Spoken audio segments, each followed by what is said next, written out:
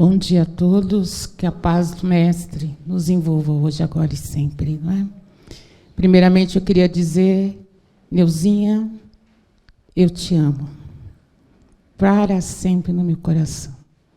A Neuza é uma irmã da minha alma, como nossos bons amigos. Meu amigo Ezequiel aqui convidado, minha amiga Ângela, ambos são casal, não é? Só me propõe trabalho, viu, gente? E a Elita nessa manhã. Não é? Há muito tempo eu venho na casa e eu não trago convidados, porque convidados são todos vocês que estão presentes. Né? Especialmente no Dia das Mães, eu quis trazer alguém que representasse algo de muito bom. Não é? Então, é importante nós dizermos, eu amo. Eu acho importante, todos os dias, nós nos declararmos para as pessoas, não é? O quanto que você é importante para mim. Sem você, não seria possível a minha caminhada. Graças a Deus, eu posso dizer bom dia no dia de hoje. Graças a Deus, você caminha comigo apesar de todos os desafios. Porque parece que não. Mas hoje, quando nós falamos sobrevivendo ao luto, a fase onde nós dizemos sobre a negação do ser, que não acredita que o outro partiu para a espiritualidade, tem a ver com a falta de declaração que nós não fazemos. É importante nós darmos um lugar especial para aquele que nós convivemos. Aqueles que nos dão a oportunidade do aprendizado. Para que nesse preciso momento em que a humanidade, a espiritualidade nos convida a transformar, nós não deixemos ficar nas lamentações. Hoje nós estamos na faixa de 340 e poucos mil mortos. Diz os estudos que a faixa, não é? Dos enlutados, aqueles que sepultam seus seres, está de 2 às vezes até 10 vezes este valor. Somos enlutados nesse momento no planeta Terra. O luto é um processo que se dá pela perda do ente querido, onde nós não nos encontramos, nem encontramos outro ser. Mas como assim? Eu convivia com meu irmão, com a minha mãe, com meu pai, ele não existe? O que é a vida? Será essa finitude que um dia nós despertamos e eu não posso dizer para ele, eu te amo? Mas existe um céu? Que céu é esse? Aonde foi o meu ente querido? Toda a certeza que eu tenho é que eu o sepultei. E hoje, absolutamente o dia de hoje, nem isso. Os estudos demonstram que nós precisamos passar por esse ritual. Nós precisamos estar presente, não é? Com o corpo daquele ente que partiu presente. Aqui no Brasil, não é? As nossas formas de cultura diz que nós deveremos velar um corpo, que nós vamos receber as consolações, o sentimento das pessoas que estão à nossa volta. E que esta forma é uma forma de despedida, à medida que nós vamos passando durante esse processo de 1, 2, 3, 4 horas. Nós temos um tempo, não é? De 24 horas entre tudo que nós preparamos para nos despedir desse ente querido, que muitas vezes nós não dizemos quanto ele era especial. Não há. Os judeus, que é a forma, a nossa história de vida através do nosso Mestre Jesus, eles têm um ritual bem característico. Eles rasgam a roupa, não é? Dos seres que ficam aqui, dos familiares, para significar que aquele ser que fica está preparando aquela transformação daquele irmão que parte. E durante alguns dias, 3 vezes ao dia, eles fazem prece. Quando eles vão sepultar, eles caminham devagar e em muitas paradas para dizer que eles estão relutantes em se despedir. Cada cultura, uma forma, uma manifestação. Nós temos uma dificuldade de entender essa transformação. O que é a vida espiritual? O que é a doutrina, se não nós aprendemos todos os dias como se faz essa despedida? E nós, num assunto absolutamente tabu, porque a morte é um assunto tabu. Nós vemos o quanto nós não queremos falar sobre isso. O quanto, se nós pudéssemos, nós nem compareceríamos, não é, na despedida de amigos, de entes queridos. No fundo, nós não gostamos de dar as últimas despedidas. Mas que ironia da vida, uma profunda ironia da vida, quando exatamente nesse instante, o que nós mais queremos, principalmente aqueles que tiveram seus seres, não é, arrebatados por essa coletividade espiritual, a despedida. E na nossa despedida, é a grande dificuldade, não é, da sociedade por alguns anos, meus irmãos. Por alguns anos. É ter em mente que aquele ser se foi. Temos dificuldade de acreditar. Há um inconformismo. Porque aquele ser que nós gostaríamos de prestar as nossas devidas homenagens, às vezes está 30 dias, não é? Hospitalizado. A última vez que cada um viu um ente querido seu que partiu, tem, em média, 1 mês.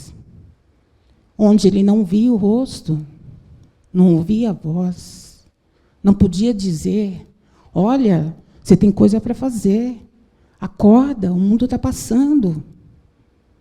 Esse processo que nós vivemos de luto, ele é tão profundo que leva a nós a desesperança. Como eu vou acreditar que o ser que partiu? Se todo o processo de luto, nos dias de hoje, como de todo sempre, tem a ver com a experiência adquirida, os seus processos emocionais, aquilo que nós sentimos, a nossa cultura, olha a nossa cultura, a forma como nós nos relacionamos uns com os outros, como nós procedíamos antes quando despedia-se de alguém. Será que todas as pessoas vão para o céu? Será que aquele meu querido ente foi para o céu? Ou não? O Evangelho diz mais profundamente, no capítulo das aflições, das mortes prematuras, como podem crianças, jovens, morrerem antes dos velhos? Ora, e se morrerem velhos, está tudo certo? O que o Evangelho responde, meus senhores? Que aquele que parte cumpriu a sua missão. Veio com tempo determinado, que é o tempo de Deus. Veio com tempo para nós aprendermos uns com os outros. E que importância são os minutos que nos foram dados. Esses minutos que hoje, sem a presença deste ser, nós nos cobramos. O inconformismo, daí a nossa primeira fase, todos nós vamos passar. O inconformismo vem muitas vezes do egoísmo. Nós não nos inconformamos tão tranquilamente porque o outro partiu. Mas nós ficamos inconformados que, sem a presença do outro, nós não temos alegações válidas. Eu não posso fazer isso, porque se eu fizesse isso, é do papel e responsabilidade do outro. Ele tem um dever de fazer isso. Eu não perdoo porque o outro tem que perdoar. Eu amo, mas se o outro não ama, mas e o outro? O outro voltou para o Espírito. Ficamos nós. Nós nos conformamos porque a última palavra nós não falamos, nós não demos.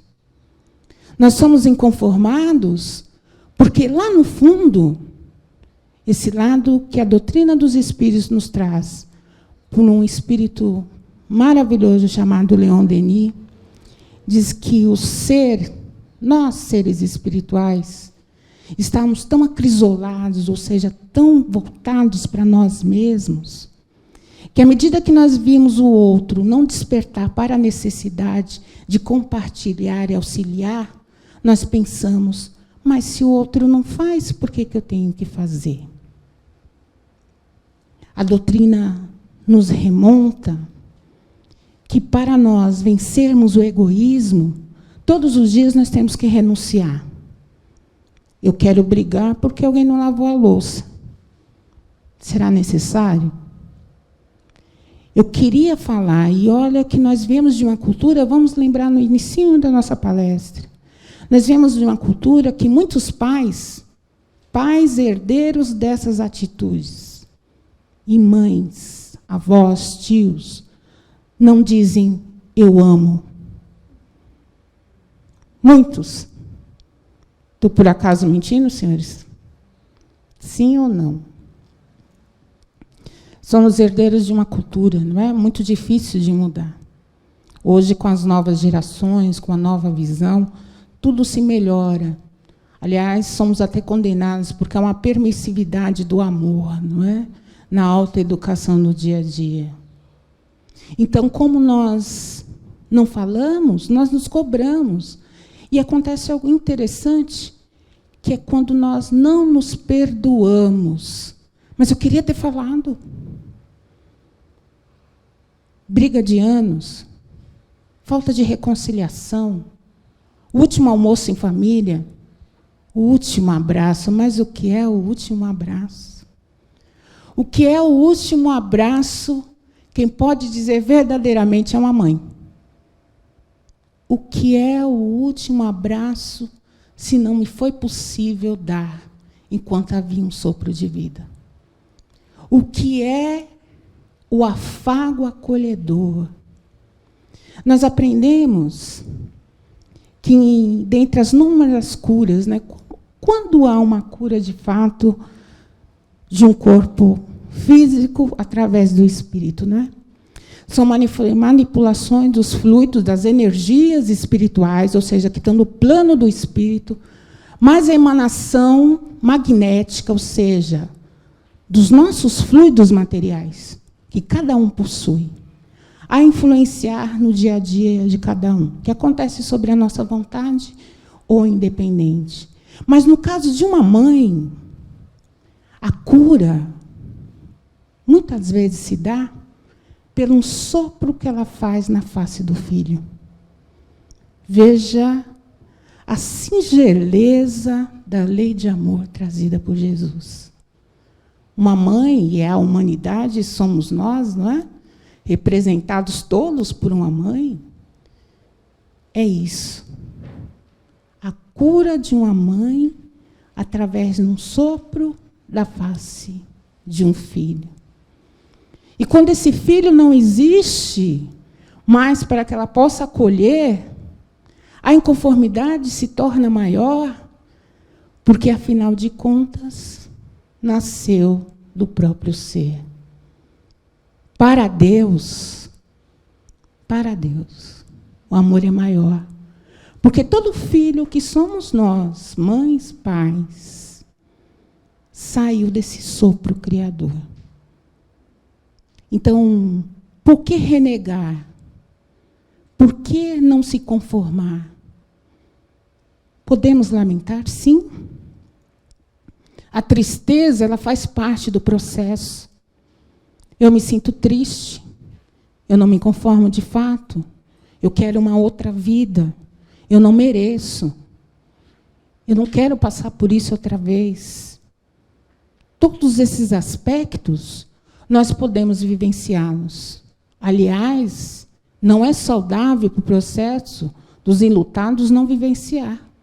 Porque de que forma você vai se despedir daquela fase que existiu na sua vida?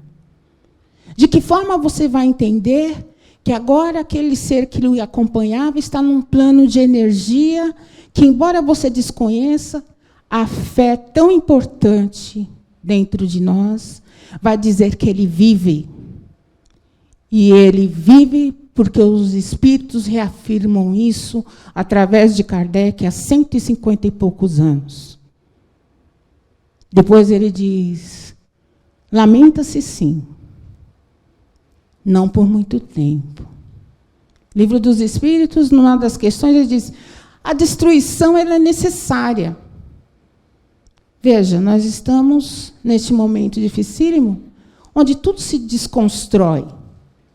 O que é matéria não existe mais, em termos de corpo físico, é espírito. A natureza é uma revolução. A destruição, se assim nós entendermos, acontece em toda parte. Mas se hoje uma planta morre, muitas renascem ou já renasceram. A renovação é constante. O único ser resistente na criação somos nós.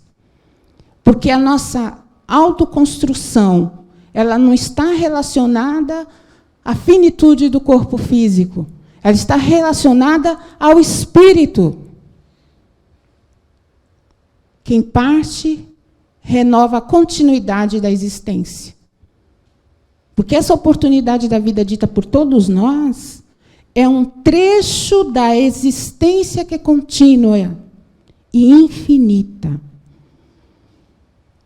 Continua-se.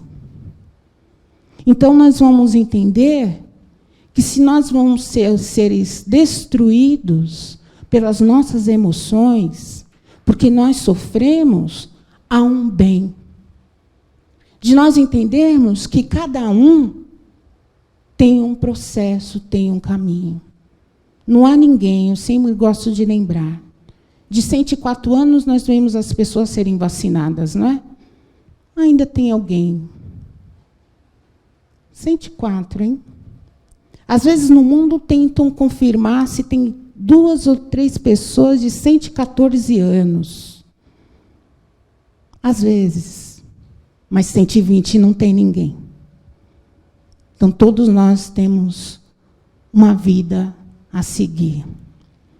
Moisés, quando ele vê a terra da promessa, que é esse mundo que nós habitamos, que nós vivemos após Jesus, ele olha para a finitude do mundo e vê que há um porvir de esperança.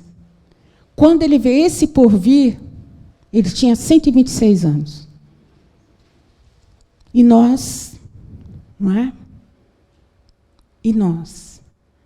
Então, quando nós começarmos a entender que o luto é uma passagem, que, embora nós não queiramos, se faz necessária, nós vamos começar, de fato, a entender a mensagem de Jesus. Jesus falou dos valores do espírito e que a matéria é emprestada. Jesus nos traz as consolações porque o espírito precisa ser renovado em toda a época da eternidade. E a eternidade é todo momento que nós fazemos um bem. Eu quero a vida eterna. Como eu faço para conseguir? Faço o bem. Com amor. Um amor verdadeiro. Me perguntaram uma semana passada, num desses grupos de estudos, não é? Uma pergunta talvez capciosa, com fundo filosófico, não é? Me perguntaram, amar é simples? O que os senhores acham, né? Amar é simples. Amar é profundamente, imensamente simples. Porque nós amamos uma flor, nós amamos um filho, nós amamos as pessoas que estão ao nosso lado, os locais onde nós moramos, aonde nós encontramos, aquilo que nós gostamos de realizar, nós amamos. Por que nós acreditamos que o amor é difícil? Que as imperfeições, difíceis de serem vencidas por nós, torna-se incapazes de compreender o amor do Cristo. Por isso que Jesus diz, ama a Deus. O que eu preciso fazer para ser melhor? Ama a Deus. Como é que eu amo a Deus? O meu irmão aceitando como ele é. O meu irmão, no momento do inconformismo, resignando perante aquilo que eu não posso mudar, porque ninguém pode mudar o prolongamento da vida quando ela tem a sua finitude. Eu amo a Deus quando eu aceito que houve realmente uma quebra nesse meu viver. E que agora está valendo o que eu tenho de fé. Quais são as minhas estruturas familiares? Aquilo que eu preparei para a minha vida. Será que eu ando durante a vida desacreditado, invigilante? Eu não tenho fé. Eu faço tanta coisa, eu sei de tanta coisa, e não melhoro? Será que eu ando inconformado? E quando eu sofro o processo de luto, olha o que Kardec diz no Livro dos Espíritos. A natureza não dá salto. Eu não estou numa fase do inconformismo porque eu era resignado. Eu estou nessa fase porque algo de muito dentro dela eu tenho. Eu quero crer em Deus, mas Deus leva a quem eu amo. Eu me revolto. Não. Eu quero crer em Deus. E para crer em Deus, eu tenho que crer no seu Filho. Quem é o Filho amado de Deus, meus senhores? Por favor, vamos mais alto. Fé em Deus? É o caminho que nos trouxe até essa terra, não é? Nós vamos lembrando e finalizando, não é? Veja como o tempo é breve, não é? Que o Chico, nosso querido Chico, né? Ele, autor de muitas psicografias, em especial hoje, que é o Dia das Mães, ele traz uma psicografia de um pai e uma mãe que perderam seu filho, não é? E tinham 2 filhos. E um desses filhos volta para consolar esse pai e essa mãe, dizendo: pais, eu estou bem. Aonde eu estou, os espíritos cuidam de mim. A minha vozinha está presente. Eu tenho amigos em toda parte, eu sou feliz. A natureza se reflete, tal como foi um dia aí na terra. Mas eu sinto saudades. E essas saudades, elas vibram na pulsação dos vossos corações. Ele pede. 13 anos tinha esse irmão. Ele pede, faça prece por mim. Lembre dos nossos momentos de alegria, das nossas pequenas ações. Me liberte, para que nós possamos seguir adiante. Deus tudo sabe, tudo vê pelo nosso pensamento. São palavras trazidas pelo mentor em 18 de dezembro de 1980, pelo pai Arnaldo Araújo. Veja, e nós? Será que as nossas rogativas estão na inconformidade? Porque eu? Porque eu? Porque eu? Em que momento do porquê eu pensei, pai, mãe, meu irmão, meu tio, meus avós, seja feliz nessa nova vida. Que a espiritualidade possa restituir-lhe todas as suas energias. Fica para ti todo o meu agradecimento. todo o meu amor, todo o meu carinho. Que o nosso Mestre Jesus nos ofereça a paz que nós de fato necessitamos. Porque quando nós temos paz, naturalmente, nós não pedimos pedir nem rogar. Que o amor do Cristo se faça presente, tal como o início das nossas preces anteriores à palestra, não é? Com amor de mãe. Não importa se é seu pai, seu tio, mas que as nossas preces sejam de amor de mãe, porque amor de mãe é renúncia, e renúncia é tudo que Jesus, nosso Mestre, quer de nós. Que a segunda fase nos aguardem, sintam-se convidados, que a espiritualidade amiga leve as nossas melhores vibrações a todos aqueles que sofrem a partir de nós mesmos. Muita paz, meus irmãos. Até a próxima.